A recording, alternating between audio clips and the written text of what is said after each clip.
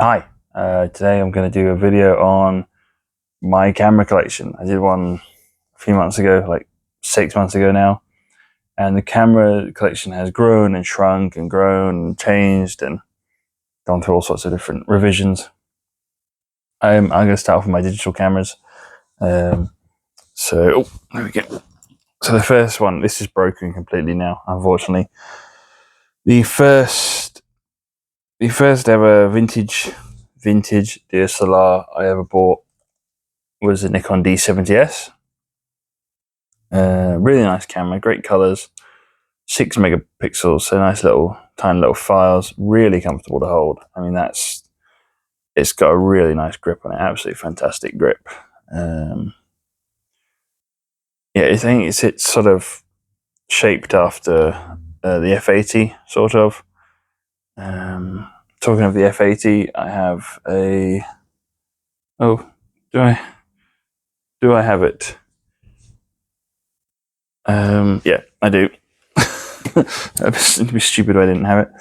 I have the Fujifilm FinePix S2 Pro, which is made from an F80 or an F80 chassis.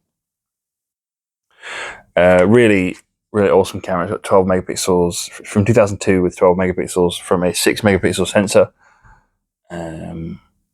So it uses like interpolation or the extra pixels and stuff. Blah, blah, blah, blah. It's based on the F80 body, the F80 camera, the Nikon F80. This is a really nice camera. Great files.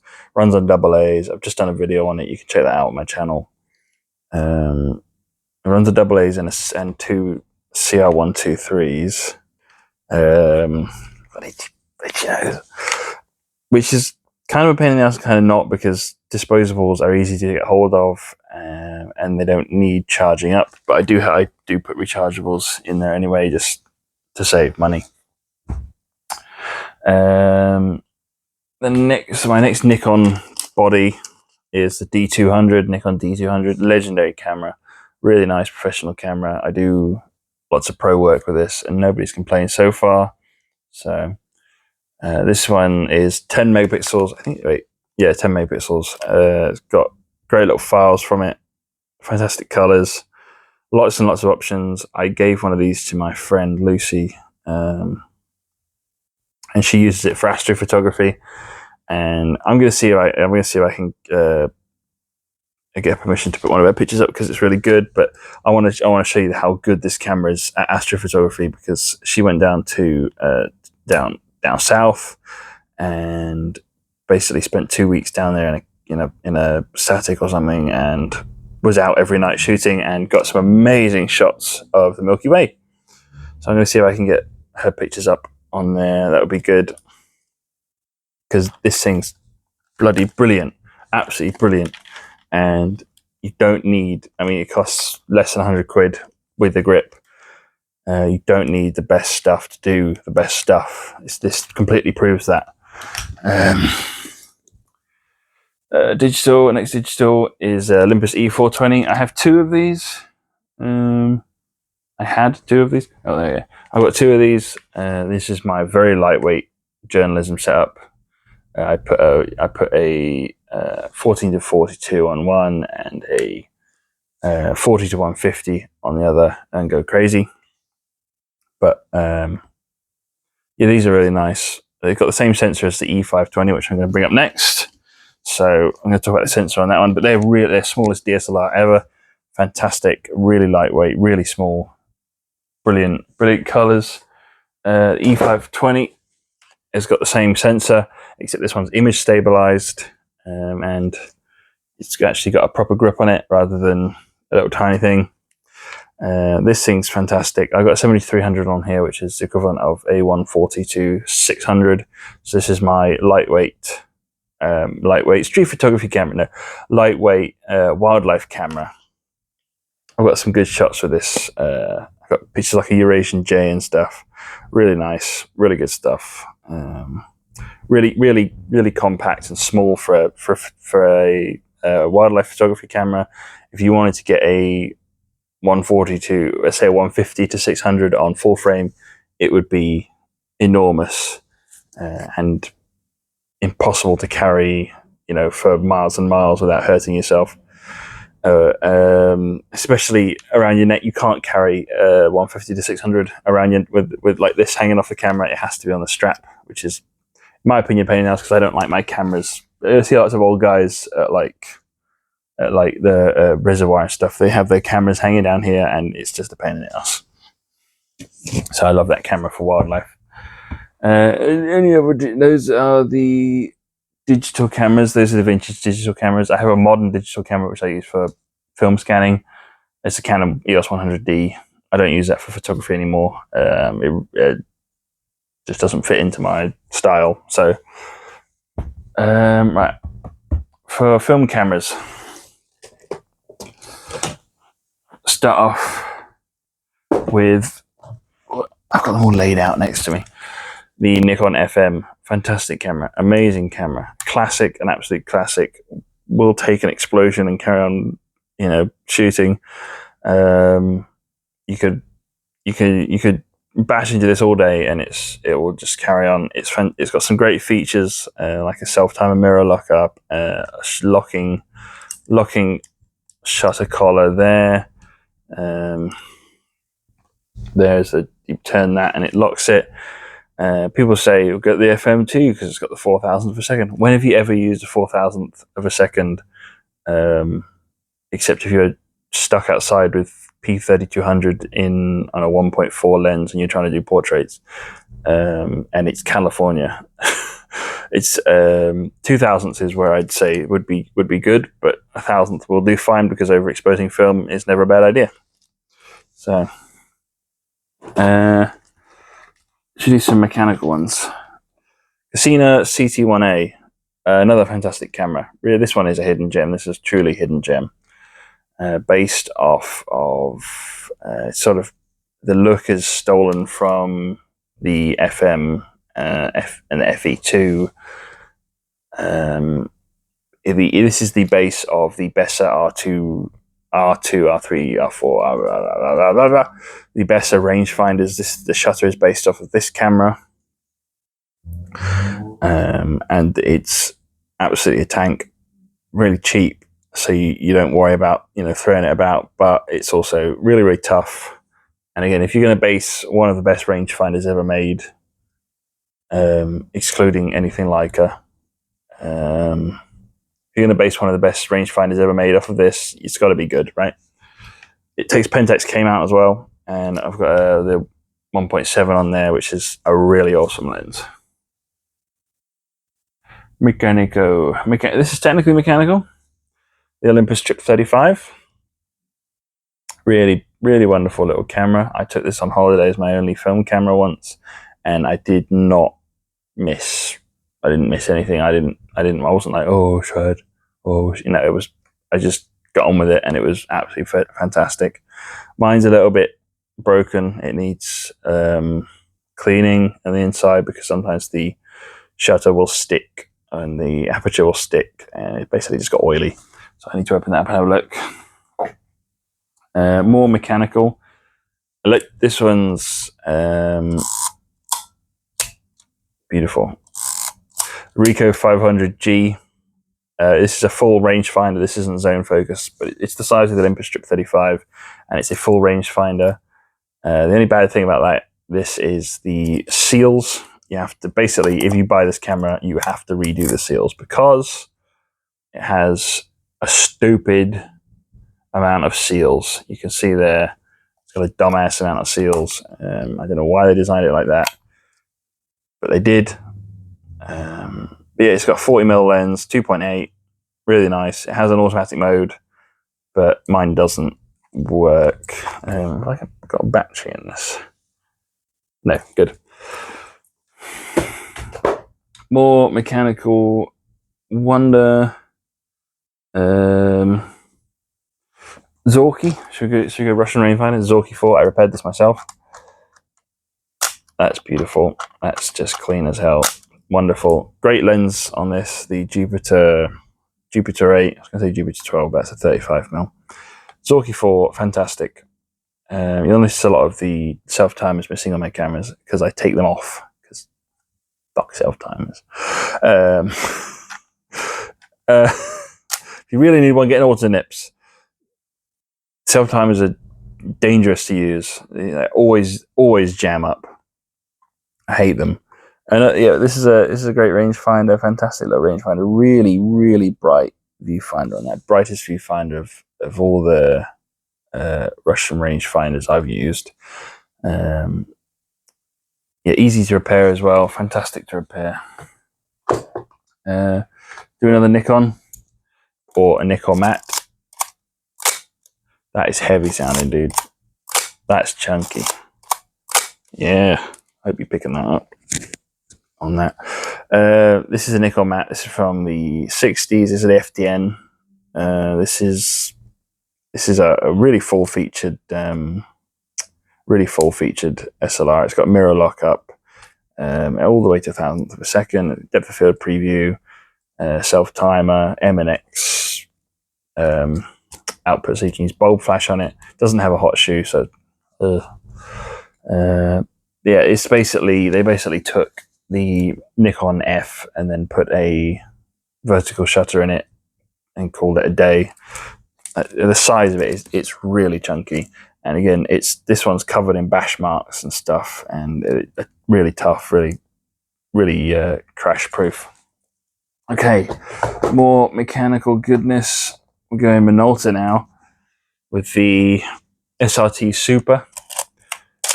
There's not much to say about the SRT series separately, so I don't know if I'll even bother getting the 202. Is it 202? Is it 201, 102, 101B? SRT Super, great camera, just like the 101B, just like the 101, just like everything Minolta from that era. It's mechanical and tough, and it's big and it's chunky, and it'll take bashes. Only problem with these old cameras is they use the old mercury batteries, so kind of a pain in the ass to power. So yeah, this one's got a hot shoe. The SRT 101 doesn't have a hot shoe, as a cold shoe. Really awesome. Bulletproof again. Technically mechanical, though not an SLR. So, but the Yashica Mat 124G.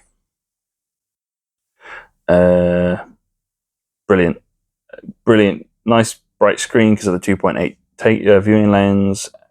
Fantastic controls, great, crank load. So you're not twisting a little red window like my Seagull. The Seagull's good because you can cock the shutter separately from the Advance, which allows for double exposures.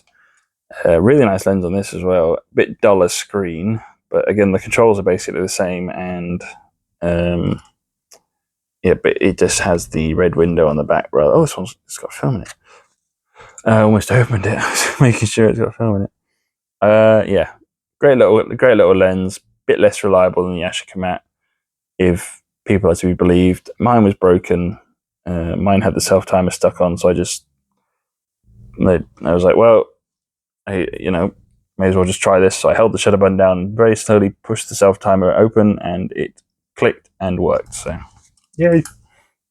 Yeah, TLRs are great. Seagull and the Yashica Mat are really good cameras. Mechanical and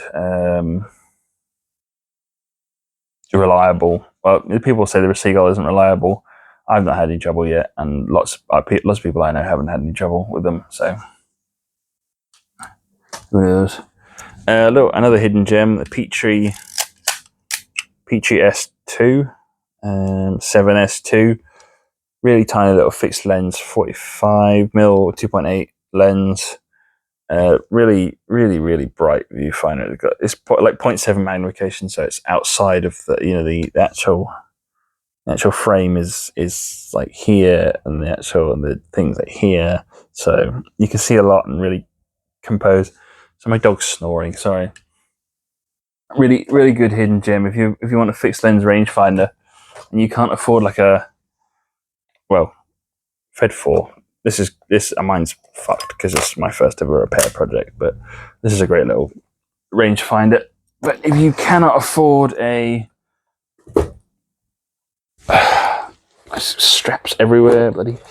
If you cannot afford a Yashica Electro 35, which is a really nice camera, annoying with the pad of death and the fact that it needs batteries to run properly, but other than that, again, really bright screen on it, really bright viewfinder. It's not a screen, really bright viewfinder, really nice rangefinder. Mine sticks around 0.8 meters, but whatever. Yeah, if you can't afford one of them, the Pucci 7S2 will do, and that's completely mechanical compared to that, which is electronic. Well, it will do one 500th mechanically, but what's the point in that when you've got 50 speed film in there? You can't suddenly 16 that easily. So another more hidden gem, Fujica STX1N. This has got a shutter lock. The only problem with this is the 700th top speed. Why? I don't know. But yeah, and it's cloth shutter as well, which is strange for the era it came out. I think it would be metal vertical shutter, but it's not. Uses lenses which can't easily be found. The Fujica X mount for film, which I was very lucky to get the Tokina, the RMC Tokina 28 2.8, which is a really good lens.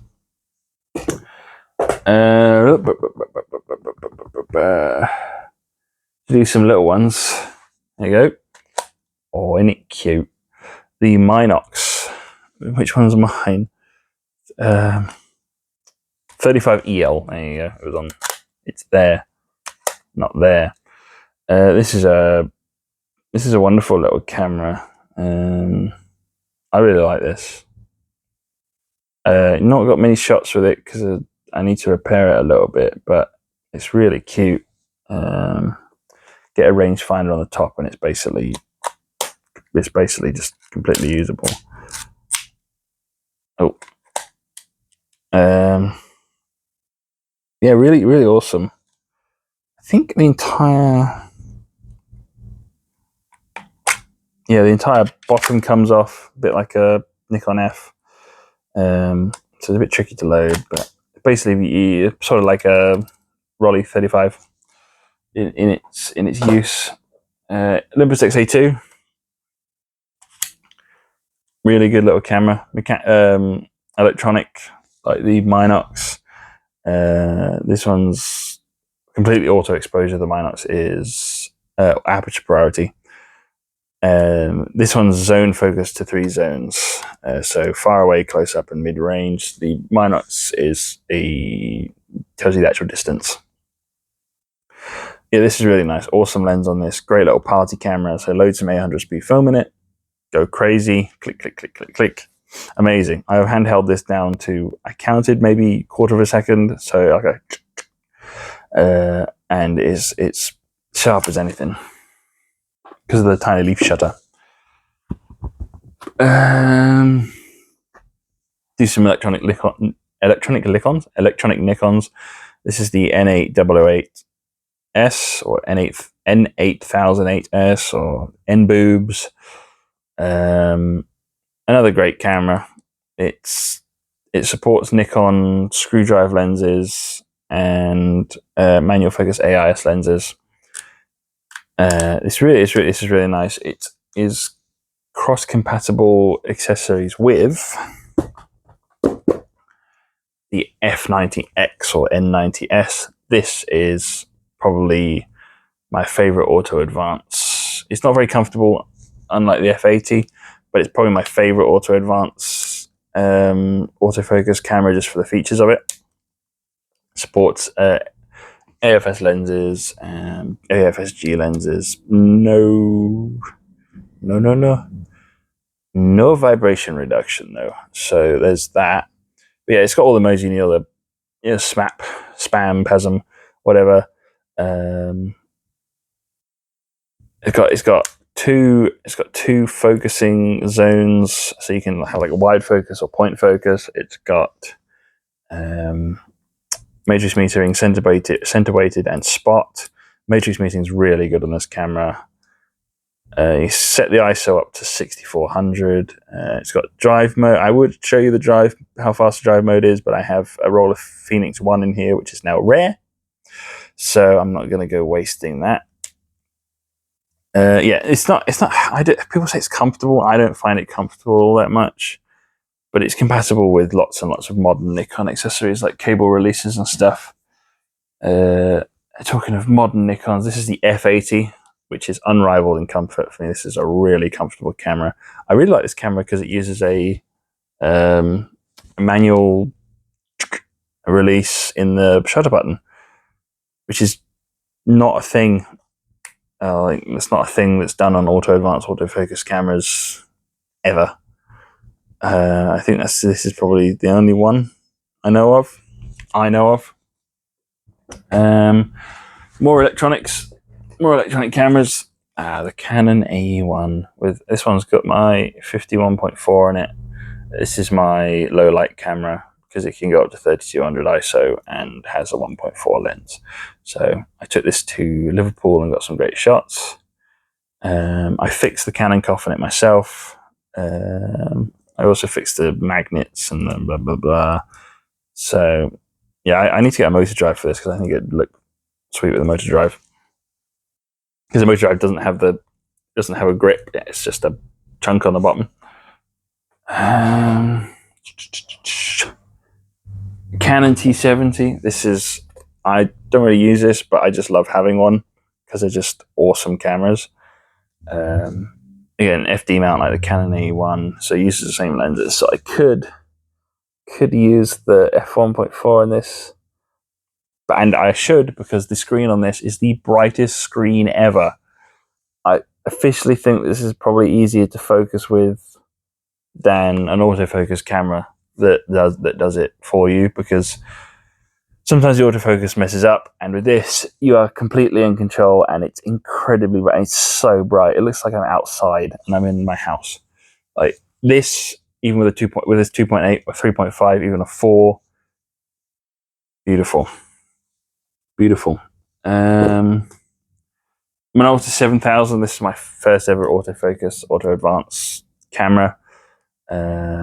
Really lightweight without a lens and batteries. And it's got all sorts of features, but the thing about it is it's not very well laid out. It's a bit of a pain in the ass to learn. There's the buttons here and here to change shutter speed and aperture. Not great, and also they very easily die because they're from the 80s and they're autofocus, auto advance.